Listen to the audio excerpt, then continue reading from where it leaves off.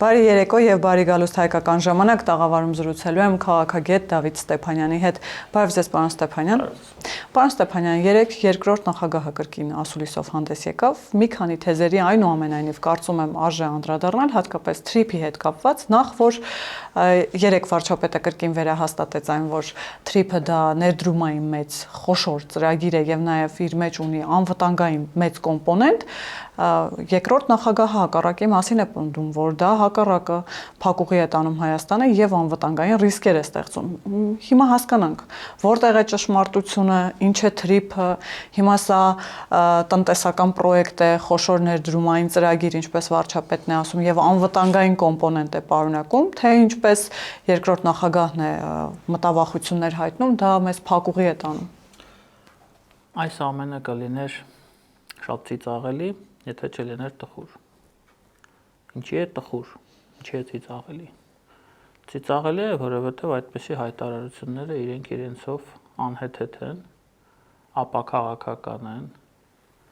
ընդհանուր իրողությունների հետ, որոնք ծավալվում են տարածաշրջանում, ոչ մի ընդհանուր աղերս չունեն, հակասում են այդ իրողություններին։ Ինչու է տխուր։ Տխուր է, որ ես, դուք, մեր փորձագիտական դաշտը, լրագրողական դաշտը ստիպված ենք ամեն անգամ անդրադառնալ այս անհեթեթություններին, որովհետև սա մեր երկրի ներքաղաքական իրողություններն են։ Ինչու է տխուր։ Տխուր է, որ ժամանակին Սերժ Սարգսյանը ոչնչացրեց Հայաստանի ներքաղաքական դաշտը, ոչնչացրեց կուսակցությունները, որոնք կային, ոչնչացրեց փափուկ ուժի միջոցով, տեղեկատվական գրողների միջոցով, որոշակի դեպքերում բիրտ ուժի միջոցով շատ քիչ։ Եվ մենք ունենք այն, ինչ ունենք։ Սա մեր քաղաքական դաշտն է, եւ մենք հիմա ստիպված ենք, այդ տխուրն եմ ես ասում, տխուր բան եմ ասում, այդ ամենի մասին խոսել։ Ինչու է այս ամենը հեռու իրականությունից։ Մենք ունեինք կիսատ-պարատ գործող անվտանգային ճարտարապետություն Ռուսաստանի հովանու ներքո, հապկի ներքո, որը կիսատ-պարատ գործում էր մինչև 16 թվական։ Ինչու էր կիսատ-պարատ, որովհետև ամեն տարի մենք ունենում ենք սահմանի վրա տասնյակ զոհեր։ 16-ին այդ համակարգը սկսեց փլուզվել, երբ որ Ալիևը առաջին հարձակումը արեց, մենք ունեցանք 100-ից ավել զոհ։ Դրանից հետո կարկատեցին կիսատ-պարատ, այդպես մի քանի տարի էլ ձգեցին, մինչև 20-ը, 20-ին ինքը ամբողջականապես փլուզվեց, վերջ, չկար, գոյություն չուներ։ 21, 22, 23։ Մենք մնացինք օդում, այսինքն այն գործող ճարտարապետությունը, որը կար, այլևս չկա, գոյություն չունի։ Միայն թղթի վրա է մնացել։ Այս ամենը բերեց մի իրավիճակի, երբ որ գործող ղեկավարությունը ստիպված էր մեծ ուշացումով, ես անդադ դա ասում եմ, մեծ ուշացումով սկսել փոխել այդ արտաքին քաղաքականությունը, հետևապես փորձելով արտաքին քաղաքականությունը փոխելով, սկսել կառուցել, վերակառուցել այդ փլուզված ճարտարապետությունը արդեն հիմքը դնելով այլ ուղղության վրա եւ ամենակարևորը այլ հենասյունի վրա։ Եթե միջև այդ ռազմաքաղաքական հենասյունն էր Ռուսաստանի դեպքում, որը չաշխատեց 16-ից հետո չաշխատեց, բայց հիմա դրվել է տնտեսականի վրա։ Տնտեսականը դա TRIP-ն է, այն նախագծերն են, որոնք կան, հայկական խաչմերուկն է եւ ամերիկյան դրոշն է, որը այդ ամենի հիմքում կանգնած է։ Եթե այս պահին ինչ-որ մեկը Հայաստանում ասում է, որ TRIP-ը ապագա չունի, որ TRIP-ը տանում է մեզ դեպի փակուղի, այդ մեկը առնվազն ստում է։ Ինչու է ստում, որովհետեւ այլ ճանապարհ այդ փլուզումից հետո ուղղակի չկար։ Ինչի է փլուզվել։ Փլուզվել է, որովհետեւ այդ ճարտարապետության հեղինակները, որոնք նստած էին Մոսկվայում, դա արել են, իրենք են փլուզել։ Փլուզել են, որովհետև այլ պատկերացումներ ունեն եւ մտածում են, որ այդ փլուզելուց հետո իրենք կարող են վերակառուցել այնպես, ինչպես նրանց պետք է։ Ստեփանակերտում կլինի ռուսական ռազմաբազա, կոմունիկացիաները կվերաբացվեն իրենց հովանու ներքո, իրենց մոդերացիայի տակ կլինի Զանգեզուրի Միջանցք, ինչպես ադրբեջանցիներն են ասում, ինչպես իրենք են ասում ՖՍԲ-ի վերահսկողությամբ, եւ այդ իրենք ամենը կպահեն իրենց վերահսկողության տակ արդեն Հայաստանի հաշվին։ Դա տեղի չունեցավ, որտեղ Հայաստանում փառք Աստծո հասկացան, որ դա տանում է մեզ դեպի կործանում։ Հիմա այսքանից հետո, երբ որ այդ մարդիկ ասում են, որ TRIP-ը դա փակուղի է, ես շատ կուզեմ որ նրանք ասեն, թե իրենք ինչ են առաջարկում։ Չկա այդ առաջարկը, պարոն Դե առաջարկեն։ Հիմա եթե ես ասում եմ, որ օրինակ եմ բերում, ամենաթարմ օրինակը։ Հեղուկ գազի գները Հայաստանում շատ թանկ են, կառավարությունը շատ վատ է աշխատում, մրցակցային հանձնաժողովը չի աշխատում, սպեկուլյատիվ բնույթ ունի այդ ամենը, ես ասում եմ այլընտրանքը որն է։ Դե փառք Աստծո արդեն այդ այլընտրանքի ուղղությամբ են աշխատում, ներկրել Իրանից եւ արդեն իսկ Ադրբեջանի տարածքով երկաթուղիով ներկրել, որ Վերին Լարսի եւ Ռուսաստանի քմահաճույքներից կախված չեն։ Այսինքն այլընտրանք կա։ Հիմա այս մարդը ասում է թրիպը փակողի է, բայց չի ասում այլընտրանքը որն է։ Ինքը ասում է վատն է։ Լավ, դու քաղաքական գործիչ ես, ասում ես ես նախագահ եմ եղել, ուզում եմ լինեմ նախագահ նորից։ Ես բոլորից լավն եմ, բոլորից ուժեղն եմ, ամենաուժեղ տղամարդն եմ։ Դե ասա ինչ է ուզածդ, ինչ ես առաջարկում ես։ Ասա որ մենք էլ իմանանք։ Դե եթե դու դա չես ասում, ուրեմն քո այդ ամբողջ քննադատության արժեքը մի հատ մեծ, գեղեցիկ եւ կլոր զրո է։ Իսկ այդ ուժի տրամաբանության մեջ է, պարոն Ստեփանյան, քանի որ այդ ուժից խոսեցիք, այո, ուժեղ բանակցող, ուժեղ առաջնորդ, վերջին քանի տարիներին դեպի ուժեղ Հայաստան, հիմա արդեն ուժեղ Հայաստան, այսպես շարունակ։ Տեսեք, երկրորդ նախագահի ասուլիսին կրկին անդրադառնալով, այնպիսի պնդումներ կային, թե ինչ վտանգավոր քաղաքականություն է վարում Հայաստանը, օրինակ Ռուսաստանին ինչպես նեղացրեցինք, հապկը թողեց հեռացավ։ Հիմա Իրանի հանդեպ ինչքան վատ ենք վարվում, երբ որ թրիփը բերում ենք այստեղ, դա ոչ թե Ամերիկայի Միացյալ Նահանգների տնտեսական շահերի մասին, այլ որ Իրանի վրա ինքը որևէ լծակ ունենա, վերահսկողության մեխանիզմ ունենա։ Այսինքն անհատը, որ հավակնում է գալ իշխանության, երկրորդ նախագահը եւ զուգահեռ հայտարարում է, որ մենք մեծ սփյուռք ունենք, չպիտի բավարարվենք 29000 եւ շարունակությունն էլ չհիշելով։ Այնուամենայնիվ, երբ որ մենք չենք բավարարվում այդ սահմաններով, այս արդեն երկրորդ անգամն է, որ Քոչարյանը հայտարարում է եւ հիմա վերահաստատում է, որ մենք պիտի այդ եղած սահմաններով չբավարարվենք։ Ում հաշվին, որ երկրների հաշվին եւ արդյոք սա արդեն չի գալիս ապացուցելու, որ հստակ Ադրբեջանի, Վրաստանի, Թուրքիայի եւ Իրանի հանդեպ ինչ որ պահանջներ կարող ենք ներկայացնել։ Այսինքն, եթե 29000-ի մեջ մեզ չենք տեղավորում, ում հաշվին ենք մեծանալու։ Դե Քոչարյանը ձեր հարցի պատասխանը տվել է իրականում։ Տեսեք, մի քանի փաստ։ Հայաստանը այս պահին ունի սահմանափակված ինքնիշխանություն։ Այսինքն մեր ինքնիշխանությունը դեռ սահմանափակված է, կան սահմանափակիչներ, սուբյեկտիվ եւ օբյեկտիվ։ Մենք խնդիրներ ունենք։ Մենք չենք վերականգնել այդ ինքնիշխանությունն այն աստիճան, որը ես ցանկանայի տեսնել, որպես Հայաստանի քաղաքացի։ Բայց Հայաստանը 1991 թվականից սկսած երբեք չի ունեցել այնպիսի ինքնիշխանության մակարդակ, որը ունի այսօր։ Սա երկրորդ փաստն է։ Ինչու՞։ Որովհետև հենց առաջին իսկ օրվանից, երբ որ մենք հռչակեցինք այդ անկախությունը, հա, մեր տակը դրեցին Ղարաբաղյան կոնֆլիկտը։ Դա մտածված։ Մենք արել ենք դա չմտածված, ինչ որ մենք արել ենք, բայց այն մարդիկ, ովքեր որ այդ ամենի ետևում կանգնած էին, իրենք լավ էլ մտածված են արել, ունեցել են ստեղ իրենց ազդեցության գործակալներ, որոնք այդ ամեն այդ կեղտոտ գործը իրականացրել են, շատ կեղտոտ բաներ տեղի ունեցել պատերազմի ժամանակ, վերացրել են մարդկանց, ովքեր իրոք եղել են հայրենասերներ եւ որոնք դնում էին Ղարաբաղյան շարժման տակ բոլորովին այլ նպատակներ, ում չեն կարողացել վերացնել, նեյտրալիզացրել են եւ այդպես շարունակ։ Այդ գործընթացը տասնյակ տարիներով է տևել, մի օր չի եղել։ Մեր տակը դրվեց այդ աղավաղված, միացումից զրկված, երբ որ միացման գաղափարն էլ ոչնչացվեց, ինքը շատ լավ գաղափար էր իրականում սկզբից։ Այդ Ղարաբաղյան կոնֆլիկտը։ Մենք դարձանք այդ Ղարաբաղյան կոնֆլիկտի պատանդներ։ Հայաստանը դարձավ պատանդ։ Եվ Հայաստանը անընդհատ Լևոն Տեր-Պետրոսյանի ժամանակվանից սկսած է եղել։ Իր ինքնիշխանությունը զիջում էր Ռուսաստանին, քայլ առ քայլ։ Այդ 91-ին, 92-ին, մինչև 94-ը մենք ունեցել ենք այդ ինքնիշխանությունը։ Բայց մենք ճիշտ ճանապարհով չենք գնացել։ Մենք կանգնել ենք, այսինքն մենք չէ այդ ամենի հեղինակները, իրենց իսկ հռչակած սկզբունքներից հետ են կանգնել։ Միացումը զոհաբերել են, ինչ-որ անհասկանալի Ղարաբաղի ճանաչման գաղափարի համար, եթե կարելի է այդպես ասել, այդ գաղափարը իրականացնելու համար մի քայլ, մի գործողություն չեն արել։ կամ փորձել են անել, բայց իրենց թույլ չեն տվել Մոսկվայից, ինչպես հայտնի է դառնում հիմա։ Հիմա մենք ունեցել ենք այն, ինչ ունեցել ենք։ Այսինքն մենք այդ բոլոր տարիներին սպասարկել են ռուսական օրակարգ այդ Ղարաբաղյան հակամարտության միջոցով։ Հիմա այսօր, երբ որ մենք ունենք մի իրավիճակ, երբ որ Ղարաբաղը մեզանից խլել են, եւ խլել են մեր բոլոր ղեկավարների սխալ քաղաքականության հետևանքով, որոնք հույսները դնում են Ռուսաստանի վրա,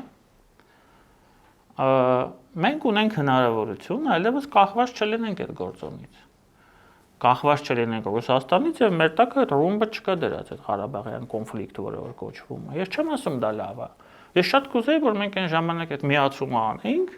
փաստի առաջ բոլորին դնենք, երբ որ մենք ուժեղ էինք, իսկ մենք այն ժամանակ ուժեղ էինք, Ադրբեջանը ոչ մի բան չէր կարող անել։ Ռուսաստանի հետ եթե մենք այն ժամանակ այդ լավ ուժեղ բանակցողը ունենայինք, մենք կարող ենք այդ հարցը լուծել, չենք լուծել։ Թե ինչի չենք լուծել, ես չգիտեմ։ Ես չգիտեմ։ Երևի սպասում ենք նման ելքի։ Չգիտեմ, չեմ կարող ասել, թող իրանք պատասխանեն։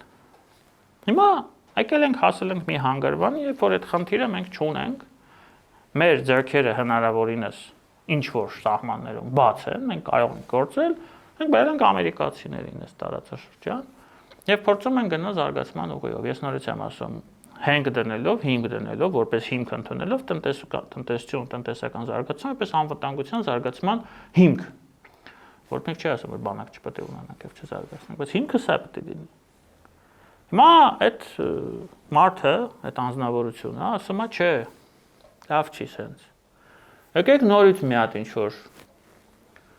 պատերազմ սկսենք, չգիտեմ ում հետ, կարևոր չի ում հետ։ Մեզ պետք է կյանքի համար տարածք։ Մենք ունենք այդ տարածքը, մենք այնքան տարածք ունենք, ու այնքան տարածք ենք ունեցել։ 12000 քառակուսի կիլոմետր, որ ոչ մի բան չի արվել այնտեղ։ Դա զարգացնենք, ինչի՞ չեք զարգացրել։ Տարածքը չի եղել։ Ասում եք մերն է եղել, չէ՞։ Մերն չի եղել, բախը չեք զարգացրել։ Բախեք կոնսերվի բանկաներ դնում պաշտպանական գծի վրա։ Խի պաշտպանական ամրություններ չէին կառուցվում, որոնք հիմա Հայաստանի, Ադրբեջանի սահմանի վրա է կառուցվում, չէ՞։ Ոչ մի չի կարել։ Հիմա կորցրել եք այդ ամեն ինչը չանելու համար, այդ ինքնիշխանությունը վաճառելու քաղաքականության հետևանքով հիմա ասում եք, բա նորից մեզ տարածք է պետք։ Ինչի համար է պետք այդ տարածքը։ Բացատրեք հասկանանք։ Ինչի համար է պետք։ Մեծ սփյուռք ունենք։ Այդ նույն բոլոր ղեկավարությունները ամեն ինչ արել են, որ այդ մեծ սփյուռքը այստեղ չգա։ Ով էլ գալիս էր 50-50 էին անում,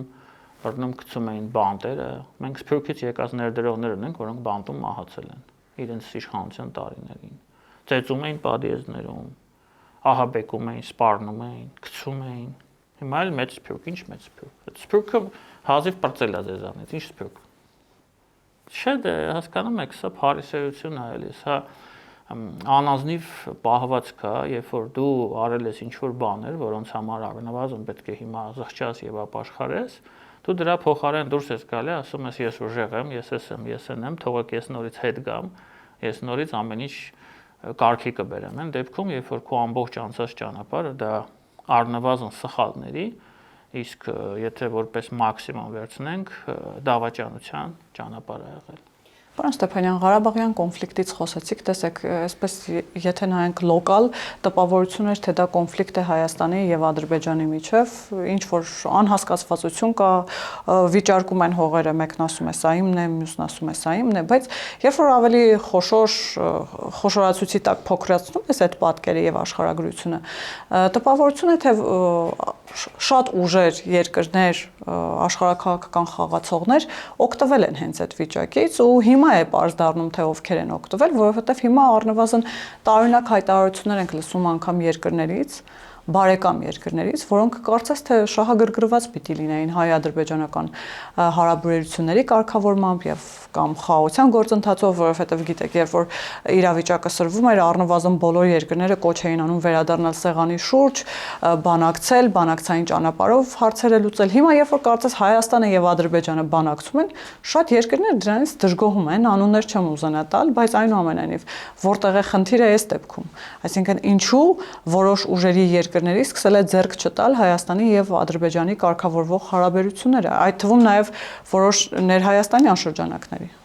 Դուք այսօր ինձ հարցեր եք տալիս, որոնք պահանջում են երկար պատասխան, որտեղ մի քիչ պետք է հետ գնալ, որպես այդ պատասխանը լիարժեք լինի։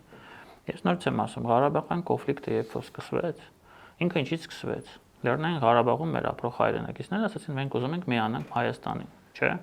Ստեղից է ժողովուրդը դուրս եկավ ազատության հրապարակ, ասաց միացում։ Ճիշտ է։ Ու սկսվեց այդ ամեն ինչը, Ադրբեջանը հարձակվեց Ղարաբաղի վրա, պատերազմ սկսվեց, մենք ունեցանք հազարավոր կորուստներ, զոհեր, մարդիկ փախստականներ դարձան, Ադրբեջանը հայերին լարեցին այնտեղից, հարյուրավոր հազար մարդիկ դարձան փախստականներ, եւ այդ ամենի հետևանքով եւ ավարտին մենք ունեցանք տարածք, որը մենք զենքով գրավել էինք, փաստացի, չէ՞, պատերազմ ա եղել, ադրբեջանցիները մեր վրա հարձակվել են, մենք պաշտպանվել ենք եւ հաղթել ենք։ Դրանից հետո պետք է տրամաբանական ավարտ լիներ, չէ՞, դե միացումներ, չէ՞, Ղարաբաղյան շարժման։ Պետք է լիներ, չէ՞, այդ միացումը, բայց չեղավ։ Ինչի չեղավ։ Հիմա աստե կգանք ասեն, բա մենք ուժ չունենք, մենք թույլ ենք, մենք տկար ենք, մենք չենք կարող հաշվի առնել բոլորի ցանկությունները եւ այլն եւ այլն։ Դե լավ, եթե այդ ժամանակ հաղթող ենք եղել ու չենք կարողացել։ Լավ, այդ դեպքում ինչ ենք սկսել։ Հարցը, չէ՞։ Մենք հաղթել ենք, ու դրանից հետո ասում ենք մենք չենք կարողացել միացում անել։ Բայց որ միացում չեք կարողացել, ինչ կսկսեք դա։ Սխալ եք, չէ՞ ուրեմն արել, եթե սկսել եք։ Կամ սխալվել եք, որ միացումը չեք իրագործել։ Թող իրանք պատասխանեն։ Որտեղ է սխալը այդ երկու տարբերակն է, երրորդը չկա։ Գնացին այդ ինքնորոշման ճանապարհով ժողովուրդների։ Ոչ մի բան չարեցին դրա համար։ Սկսեցին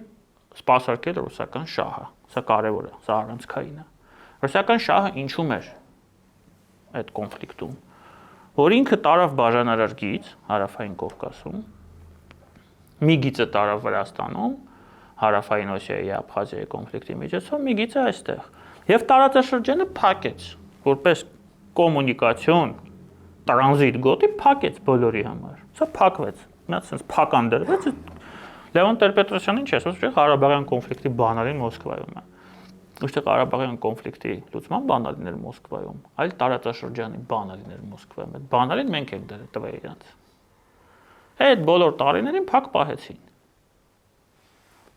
որ տրանզիտը, ճանապարհները գնան իրենց տարածքով, հյուսիսային այդ պատոկ, հա, գազի մասին է գնում խոսքը, տրանզիտային ուղիներ եւ այլն եւ այլն եւ այլն։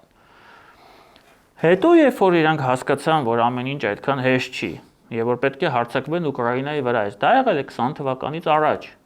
Իրենք հասկացան, որ քաղաքականությունը պետք է փոխել տարածաշրջանը, որ Հարավային Կովկասը պետք է բացել որպես տրանզիտային ուղի, բայց բացել իրենց մասնակցությամբ եւ իրենք պիտի օգտագործեն դա։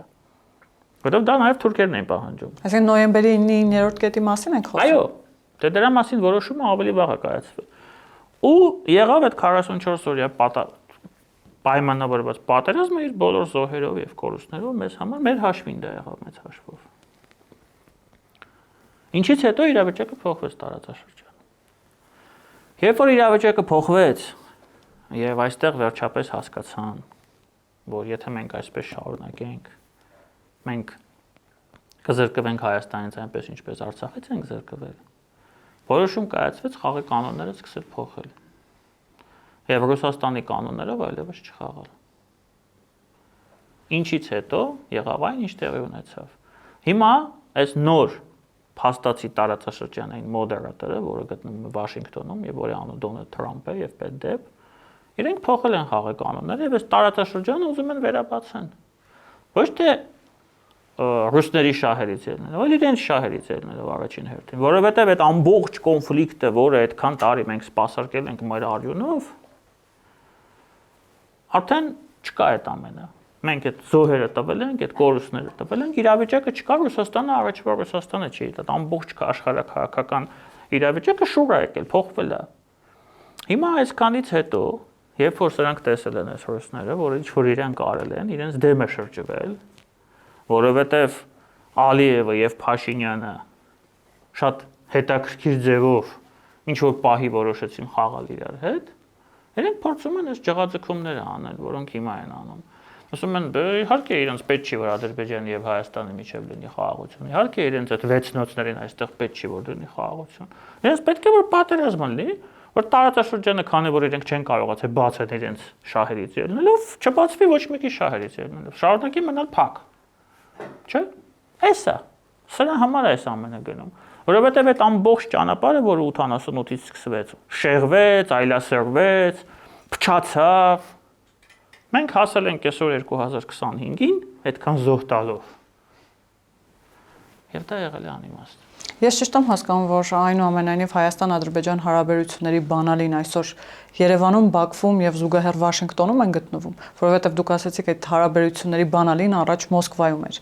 Հիմա որտեղ է այդ բանալին։ Արդյոք մեր ձեռքում։ Հիմա մեր ձեռքում է, մեր ձեռքում է։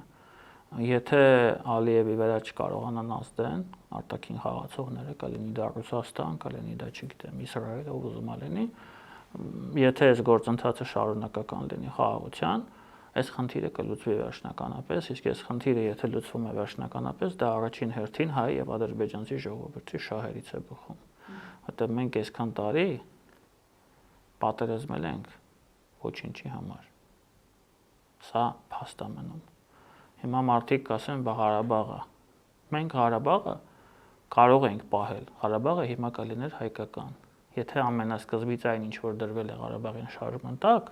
իրականացվեր, եթե Կրեմլից ներդրած ագենտուրան այստեղ չմտներ եւ չսկսեր մեր արյունը, մեր հերոսների արյունը, որը թափվում էր,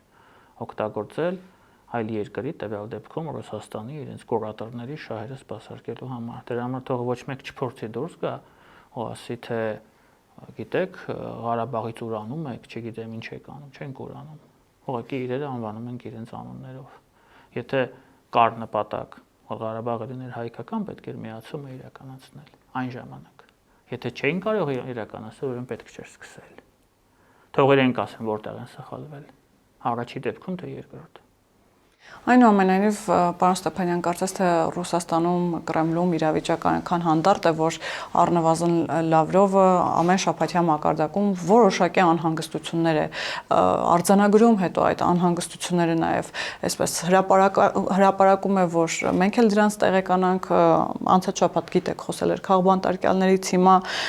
զուգահեռ Քոչարյանին անհանգստացել է Հայաստանի Եվրամիության հետ մերձեցման փաստով եւ տեսեք մեջբերում եմ ասում է Հայաստանի հարկադիր մերձեցումը Եվրամիության հետ բացասական հետևանքներ կունենա ինչպես Ռուսաստանի հետ նրա դաշնակցային հարաբերություններում, այնպես էլ հետխորհրդային տարածքում ինտեգրացիոն գործընթացների զարգացման համար։ Ինչպես հասկանալ այս մտահոգությունները։ Արդյոք տեղին են այս մտահոգությունները։ Լավրովը ունի երկու թիրախ, երկու նշանակետ եւ ընդհանրապես ռուսական ռոպագանդիստական մեքենան, երբ որ այսպիսի հայտարարություններ են անում, առաջինը դա մեզ մոլորեցնելն է, մեզ եսի նկատի ունեմ ընտրողներին, որովհետև սա նախընտրական հայտարարություններ են, որոնք միտված են ապահովել ինչ-որ քվեներ իրենց ուժերին, պրոռուսական ուժերին, հունիսի 7-ի խորհրդարանական ընտրություններին։ Առաջինը հետևյալն է, իրենք ասում են, որ ձեզ հայերին Եվրոպան, Ամերիկան, սորոսականները ստիպելով, խաբելով, մանիպուլյացնելով, գիտեք, ես մարդ եմ ճանաչում Հայաստանում, շատ խելացի մարդ է, շատ խելացի, լավ մասնագետ է, պոլիտեխնիկ ավարտած։ Ինձ ասում է, դու ռոպագանդայի զոհ ես։ Ես ռոպագանդայի զոհ եմ, ասում եմ, քո ուղեղը ամերիկացիները լվացել են։ Դու հիմա ինչ որ խոսում ես, դու հավատում ես դրան, բայց իրականում տենց չի։ Իրականում ռուսները մեր բարեկամներն են։ Ինձ ասում։ Ну ես հարկում եմ այդ մարդուն։ Լավ մասնագետ է իր ոլորտում, շատ։ Ես չեմ ուզում վիճեմ էլ այդ մարդու հետ, չեմ ուզում ասել, որ քո ուղեղն են լվացել, բայց ինչև է։ Այդ լվացման պահը դա շատ լուրջ, շատ կեղտոտ նարատիվ է, որը Ռուսաստանում է մշակվել։ Իրենք անդադ ասում են, չէ՞ մենակ Հայաստանի դեպքում չի։ Երբ որ Ուկրաինայում Մայդան եղավ, նույնն էին ասում։ Қырғызստանում եղավ հեղափոխություն, նույնն էին ասում։ Սաակաշվիլին եկավ իշխանության, նույնն էին ասում։ Իրենք ասում են, ձեր ուղեղները լվում են արևմուտքում, ձեզ ստիպում են ձեր էլիտաներին, որ իրենք ձեզ մեզանից կտրեն, մենք այնքան լավն ենք, մենք բնական դաշնակիցներ ենք։ Ձեզ զորով կտրում են, տանում են ընդ ու վաղը վատ է լինելու ձեզ համար։ Դուք չեք ուզում դա, ժողովուրդ, դուք չեք ուզում Ռուսաստանից հեռու լինել, բայց ձեզ զորով տանում են, բայց չի ասում, որ իրենք են այդ վիճակը ստեղծել։ Իրենք են սանձազերծել, պայմանավորել 44 օրյա պատերազմը, իրենք են այդ 120,000 այդ արցախցիներին փուռը տվել։ Իրենք են այդ հազարավոր զոհերի պատասխանատուներից մեկը, ես չեմ ասում իշխանությունները պատասխանատու չեն, եւ ներկանա պատասխանատու, եւ անցյալնա պատասխանատու, բայց իրենք էլ են չէ պատասխանատու, գարանտ եք չէ եղել։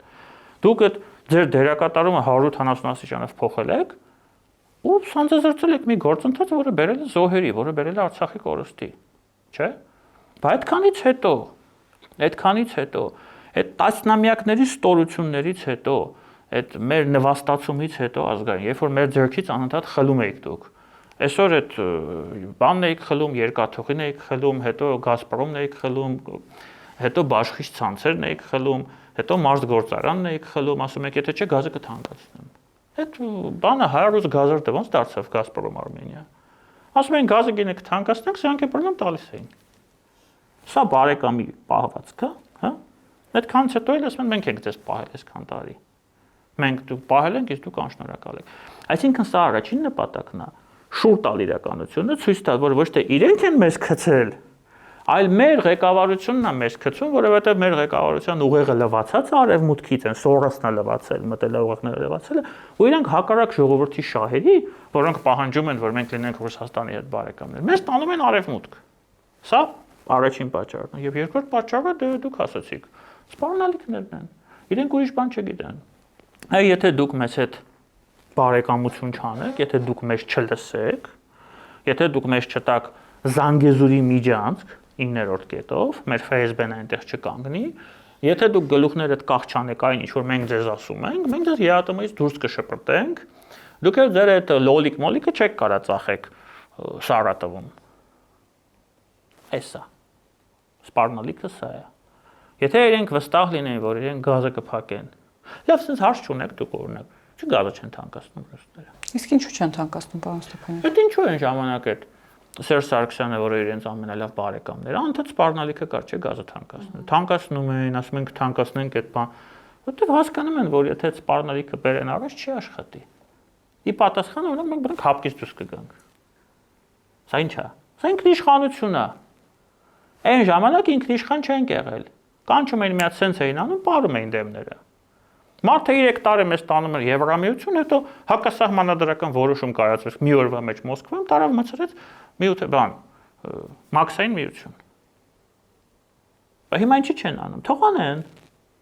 Հիմա ասում են, չէ՞, Փաշինյանը վատն է, Սորոսական է, ուղեղը լվացած է, բայց թողանեն, թշնամի է, չէ՞։ Անկամ այդ հատուկ գործողությունը, որի մասին իրենք երբեմն անոնսում են, հենց այդ տրամաբանության մեջ, որ այդ վատ բարքերից գալիս ենք ձեզ փրկենք, դա ոչ թե շարունակում են մեզ խաբել, ցույց տալ, որ մեղավորը մենք ենք, այդ դեպքում որ միակ մեղավորը այս Հայաստանում տիրող իրավիճակի եւ Ռուսաստանի ռեյտինգը պլինտուսից ցածր է, շրիշակից ցածր է, հենց իրենք են, դա իրենց քաղաքականության հետևանք, հա։ Եվ երկրորդը վախեցնել, որ մենք հերթական անգամ գոնե վախից ելնելով գնանք եւ ընտրենք իրենց պարորոսական ուժերին, որ վաղը չեմ մյուսները նորից բեր գազը թանկացնեն։ Ինչ է մնացել, ինչ կարան խլեն մեր ձեռից, ինչ ունենք էլ, որ դեռ չեն խլել։ Այդ թրիպի ճանապարհը, այդ խլեն մեր ձեռքից, ես չգիտեմ, ինչ կարող են խլել։ Միգուցե աթոթանավակայանը խլեն։ Մի խոսքով, իրանց նպատակը սա է։ Սրանք եթե եկան իշխանության, մեզանից միայն խլելու են։ Մենք ոչ մի որպես ժողովուրդ, որպես հասարակություն, որպես մի մարդկանց զանգված, որը հավակնում է գոնե ժամանակի ընթացքում ազգ դառնալ, իսկ մենք ազգ չենք ցավոք։ Մենք կորցնելու ենք այդ հնարավորությունը։ Իրանց ուզածը սա է։ Այդ Լավրովը որ ընդդից խոսում է, ոստեից էլ դամեն պահում, նպատակը սա է։ Պարոն Ստեփանյան, բայց այդ ընկալումը Ռուսաստանում չկա, թե այսպես ասած, ճակերտավոր ասած սխալ է զեկուցվում, որ իրենց վարկանիշը, ինչպես ասացիք, շիրշակից ցածր է կամ այն մարդիկ, որոնց վրա իրենք խաղադրույք են կատարում, այդ մարդկանց վարկանիշն էլ որոշակի առումով շիրշակից ցածր է, ինչպես են պատկերացնում այդ վերադառնալը, այսինքն զուտ միայն ընտրական process-ների մեջ մտնելով, թե ինչպես Սոլովյովն էր ասում, ավելի հեռուն գնալու նպատակներ կան եւ պետք է սպասել նաեւ այլ գործողությունների եւ ուղեղի լվացման մասին խոսեցինք։ Ինչպես պիտի հանրությունը թացը չորից տարբերի, հատկապես երբ որ արդեն նախընտրական փուլը, ինչպես հասկանում ենք, մեկնարկել է, պարոն Ստեփանյան, եւ մարդը իրականությունը ստից տարբերի։ Այդ որ գնում եք դեպի Թուրքիա, ընտրեք արժանապատվության կամ վիլայեթացման մեջ, այս թեզերի միջև ինչպես պիտի մարդը կողմնորոշվի։ Սկսենք հերթով, մի քանի հարց տվեցիք։ Առաջի հարցը։ Ռուսները, տեսեք, իրենց մոտ սենց է։ Իրենք սողոցում են։ Գումարները, փողերը սողոցում են։ իրենք ինչի են պարտություն կրել ամբողջ հետ խորհրդային տարածքում իրենց փափուկ ուժի քաղաքականություն։ Ինքնից քաղաքականություն ունեն, չէ՞, միլիարդներ 165 միլիոն են տրամադրել հիմա։ Հիմա այդ 165 միլիոնից քանիսը տեղ կհասնի, ես չգիտեմ, որովհետև մարդը, որը ժամանակին մեկը կարա, չեմ հիշում անունը, ռուսական գրքի տներ էր բացում, չգիտեմ ինչ էր բացում, վերջում ոչ մի բան չբացեց, մի երկու հատ ձևական բացեց, վերջում գնաց Մոսկվայում, այդ մարզում Մոսկվայի սկսեց ձուկ բազմացնել, աճացնել, մեծ ֆերմա բացեց այդ փողերով։ Հետո էլ բռնաբարության հոդվածով գործ բացեցին վերան, ինչ որ լրագրողը փորձում էր բռնաբարել։ Հասկանամ ովքեր են էլի իրանց փափուկ ուժի ադեպտները Հայաստանում ներկայացուցիչները ովքեր են իրականացնում սա։ Այսինքն մի կողմից իրենք անում են դա շատ անտաղանդ, իրենք ուղղակի այդ գումարները սղոցում են եւ Մոսկվայից է դա սկսում այդ գործընթացը ստեղի հետ։ Դրա համար են արդյունքները այսպեսին, բայց երկրորդը իրենք այլ հնարավորություն չունեն։ Իրենք ամեն ինչ փորձել են։ Իրենք փորձեցին ահաբեկչություն կազմակերպել Հայաստանում, չստացվեց։ Իրենք փորձեցին թեժամար, թեժգարուն, թեժաշուն, մենակ թեժ ձմեռ չի եղել, որովհետև ցուրտ է, դուրս չեն գալի։ Չեն կարող մարդկանց հանել նույնիսկ փողով։ Այդ ամեն ինչը փորձեցին, չստացվեց։ Մարդկանց կրիտիկական զանգված չկարողացան փողոց հանել։ 20 թվականի պատերազմից հետո այդ խայտարակ նոյեմբերի 9-ի փաստաթղթից հետո փորձեցին հեղաշրջում անել, չստացվեց, որովհետև մարդիկ այդքանից հետո էլի չգնացին իրանց հետևից։ Եթե նոյեմբերի 9-ին կառավարության շենքում Նիկոլ Փաշինյանի տեղը Սերժ Սարգսյանը նստած լիներ, ժամերի հարց էր իշխանապողությունը Հայաստանում։ Իրենք դա գիտեին։ Դրա համար Նիկոլ Փաշինյանն էր նստած, այլ ոչ թե Սերժ Սարգսյանը։ Այսինքն իրենք ամեն ինչ փորձել են։ Վերջում տեսան ոչ մի բան չի ստացվում, այս եկեղեցուն բերեցին, գցեցին այս քաղաքական կեղտոտ խաղերի մեջ։ Այդ կտրիչը բերեց եկեղեցուն մցրեց որպես գործոն։ Հավատքը փորձեցին օգտագործել մեր դեմ։ Թե ցանկացած մարդ ով դուրս է գալիս կաթողիկոսի դեմ կամ այդ սրբազանների դեմ, ինքը անհավատ է, ինքը եկեղեցուն չի հարգում, չի սիրում, դուրս է գալի եկեղեցի։ Դա էլ չաշխատեց։ Ինչն է մնում։ Մնում օրինական ճանապարհը։ Ընտրությունները։ Ստեղ էլ իրենք ինչ են անում։ Իրենք ժողովրդավարությունը Հայաստանում, իսկ Հայաստանը լավից վատից ժողովրդավար երկիր է, օգտագործում են ժողովրդավարությունը տապալելու համար։ Ամենավտանգավոր բանն է կարծես թե։ Հիմա իրենք սա են անում։ Ոչ ուրիշ ձև չկա։ Ինչ են անում դրա համար, այստեղ մարդկանց առնում են, փող են տալի, առնում են խոսացող գլուխներ,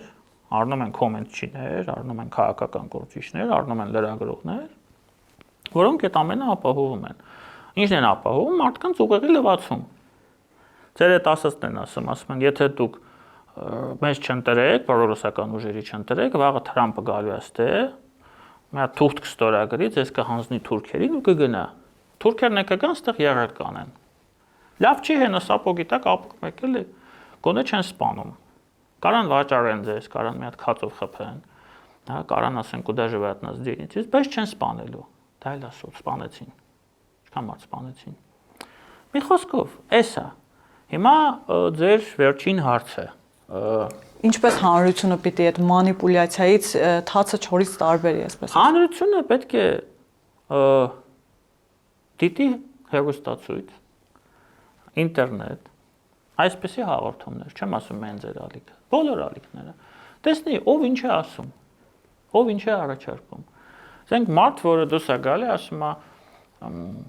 Ռոբերտ Քոչարյանը հերոս է, հաղթանակած նախագահ է, ինքը ինչ արել է, ճիշտ է արել, Ռուսաստանը ամենալավն է, Նիկոլը Սրիկա է, Քապան Սրիկաներ են, որոնք ուղեղները լվացած են, ուզում են մեզ հանձնել Թուրքին, չէ՞։ Այսինքն սև եւ սպիտակ։ Դա են լսում։ Հետո լսում են ինչ որ պայմանական ԿՊ-ի ռոպագանդիստ, որը ասում է Նիկոլ Փաշինյանը սուրբ է, մնացածը սաղ սրիկաներ են, Նիկոլը մեր թագավորն է։ Գնանք ձայնը տանք Նիկոլին եւ մեր ամեն ինչը վստահենք իրեն, ինքը ոնց ուզում է թողանի։ Սա երկրորդ տեսակետն է։ Եվ կա երրորդ տեսակետը, որտեղ հնչում է օբյեկտիվ քննադատություն բոլորի նկատմամբ, որտեղ մարդիկ դուրս են գալիս եւ ասում են. եղել է սա։ Ինչ որ եղել է մեր հետ, առաջին մեղավորը մենք ենք։ Որ մենք գնացել ենք, ընտրել ենք փողով 5000 դրամով, 10000 դրամով, 15000 դրամով։ Ընտրել ենք կոլաբորանտների, ընտրել ենք կոմպրադորների, մարդկանց ովքեր այս երկիրը ծախել են իրենց շահերից ելնելով։ Հետո է հասկանալով, որ այդ ամենը արդեն հասել է մեր ստեղներից, հա, հասել է տանակը հասել է ոսկորին, գնացենք հեղափոխություն ենք արել, բերել ենք նոր իշխանություն, որին միանգամից հրճակել ենք թագավոր։ Ասել ենք ինչ անում է, լավ է անում։ Դա էլ այդ ծայրահեղությունը, չէ՞։ Մարդիկ ովքեր ասում են, որ մեզ պետք է երրորդ ուժ, որ իշխանությունը լինի հավասարակշռված, որ պարլամենտը չպետք է լինի շիշ նետելու եւ իրար հայհոյելու տեղ, այլ պետք է լինի ժողովրդի մարդիկ ներկաները գան ու մանդատը ժողովուրդը տվել է։ Մեր մոտ ինչ է, պարլամենտական երկիր է, չէ՞։ Այդ մարդիկ պետք է գան այդ ամբիոնից խոսան, ժողովրդի շահերը ներկայացնեն։ Այլ ոչ թե Ռուսաստանի կամ Սորոսի, հա, իրենց լեզվով ասեմ։ Այսինքն մարդիկ այս ամենը պետք է լսեն եւ ընտրեն եւ հասկանան ինչը ինչոց է։ Մենք ունենք սա։ Քաղաքականությունում չկան սրբեր, ոչ մեկ սուրբ չի։ Եվ չկա տենց բան, որ մի կողմը ամբողջությամբ կեղտի մեջ է, մյուսը հրեշտակա։ Չկա տենց բան։ Մարդիկ թող դա լսեն եւ հասկանան, ով ինչ է ասում, ով ում շահերն է հետապնդում եւ ով ինչ է ուզում։ Եվ ով ինչ ծրագիր է առաջարկում։ Եվ ով ծրագիր է ներկայացնում։ Հիմա եթե ես լինեի քաղաքական ուժի ներկայացուցիչ, ես կնստեի իմ ծրագիրը, ես կներկայացնեի, կամ չէի գա այստեղ։ Ես չէի գա այստեղ։ Ես դες անկեղծ եմ ասում։ Որտեվ գալ եւ ասել, որ Ռոբերտ Քոչարյանը սրիկա է, իսկ Նիկոլ Փաշինյանը սորոսական, իսկ ես մաքուր, գեղեցիկ եւ սպիտակ եմ, բայց գիտեք ինչ կա ծրագիր չունեմ։ Դա անհեթեթություն է։ Քանի որ ես քաղաքական գործիչ չեմ, ես ասում եմ սա։ Մենք ունենք սա։ Դե հիմա թող լսեն մարդիկ ու հասկանան ով է ճիշտ ասում, ով է սխալ ասում ու գնան իրենց ընտրությունը կատարեն, այդքան բան։ Էսա ուրիշ ճանապարհ չկա։ Մարդկանց պետք է ասել ճիշտը։ Իմ համար հիմա, որպես Հայաստանի Հանրապետության քաղաքացի, որը քաղաքական ուժի ներկայացուցիչ չի, երբեք չի եղել, եւ հիմա սա կարևոր բան է։ Ինձ համար կա մեկ ամենակարևոր գործոնը։ Դա է երկրի ինքնիշխանությունն, անկախությունն է։ Իմ շահը այդտեղ է։ Դե ես ուզում եմ ազատ լինեմ, ես դա անընդհատ ասում եմ։ Հիմա եթե կան մարդիկ, ովքեր ուզում են ազատ լինեն, իրենք պետք է այս ամենը չափեն ձևեն եւ հասկանան, ումը պետք է ձայն տան։ Ես ստեղ չեմ եկել մարդկանց գովազդելը, ոչ էլ քաղաքական ուժեր։ Ումը պետք է ձայն տան, որ այդ ազատությունները ունենան, որպեսզի վաղը ոչ մեկին չծառայեն, ռուսի սապոգը չլիզեն, որպեսզի մեր հետ խոսեն այնպես, որ մենք արժանապատիվ մարդիկ ենք, մենք ստրուկ չենք, մենք բելարուսներ չենք Լուկաշենկոյի ռեժիմի ժամանակ, հա։ Մենք Սերժ Սարգսյանի ժամանակ Հայաստանի Հանրապետության քաղաքացիներ չեն, որ մեր երեսին թքեցին, տարան զորով մցրեցին այդ մաքսային միությունը, դա մեկը ծպտուն չհանեց։ Հակասահմանադրական որոշում եղավ։ Հիմա դուրս են գալու, ասում են ինչ արեք, ճիշտ ենք արել, ոնց կարա տենց լինի։ Մարդիկ պետք է այսքանը լսեն եւ հասկանան եւ իրենց ընտրությունը կատարեն նրանից ինչ որ կա։ Ցավոք սրտի մենք ունենք մաքրած զտած քաղաքական դաշտ, որտեղ հիմնական բոլոր քաղաքական ուժերը, որոնք կան, բոլորի վրա կան կոմպրոմատներ։ Բոլորի վրա ինչ որ կեղտ կա։ Ու չեմ ասում բոլորը, ասում հիմնական մասը։ Իսկ կան քաղաքական ուժեր, որոնք իրոք մաքուր են, բայց իրենք ոչ մեկ չի հավատում, որ ընտրություններին հանձնելու են։ Ասում են, դե որ չեն հանձնելու, գնանք ձայն տանք, ինչ անենք, մեր ձայները փոշիացնենք։ Սա է վիճակը։ Դրա համար այդ մեր ձևով նանդից դուրս գալիս, դից Քոչարյանն է դուրս գալի։ Դե ԿՊ-ն կա։ ԿՊ-ն իշխող ուժ է, այսպես թե այնպես ես նորից եմ ասում, առաջի տեղով այն հանձնելու։ Ու մարդիկ չեն ուզում մի փոքր մտածեն, հասկանան թե ինչ հնարավորություն կա, որ հավաքվեն, ինչ որ ուժի քաղաքական ձայն տան, որ այդ ուժը գա խորհրդարան, գուցե նույնիսկ անդիմության կարգավիճակով, որ այդ անտեր խորհրդարանը դառնա իրոք խորհրդարան, քաղաքական միտք այնտեղ լինի, որոշումներ կայացվեն, օրենքներ մշակվեն, ոչ թե ինչ որ հիմա է։ Օրակարգեր ստեղծվեն։ Իհարկե, խորհրդարանը ամենակարևոր մարմինն է մեր երկրում։ Բայց մեր երկրում բոլորն էլ հասկանում են, որ խորհրդարանը չի որոշումներ կայացնում։ Սա խնդիր է մեզ համար։ Իսկ ինչի է այդ խնդիրը, որովհետև քաղաքական ուժեր չկան այնտեղ։ Կա մեկ քաղաքական ուժ, որը որոշում է կայացնում, են դրանք կողքից շշեր են շպրտում, հայհոյում են եւ վերջ։ Դրանով այդ քաղաքական դիսկուսիան ավարտվում է։ Այս է վիճակը մեր։ Ու մարդիկ պետք է այս ամենը հաշվի առնելով գնահատեն ռեալ մեր իրավիճակը մեր երկրում եւ որոշում կայացնեն, որ վաղը սա չշարունակվի սենց։ Էս է։ Շնորհակալ եմ, պարոն Ստեփանյան։ Հուսով եմ մարդիկ կլսեն եւ հետեւություններ կանեն։ Հիշեցնեմ, որ տաղավարում զրուցում էի քաղաքագետ Դավիթ Ստեփանյանի հետ։ Կհանդիպենք։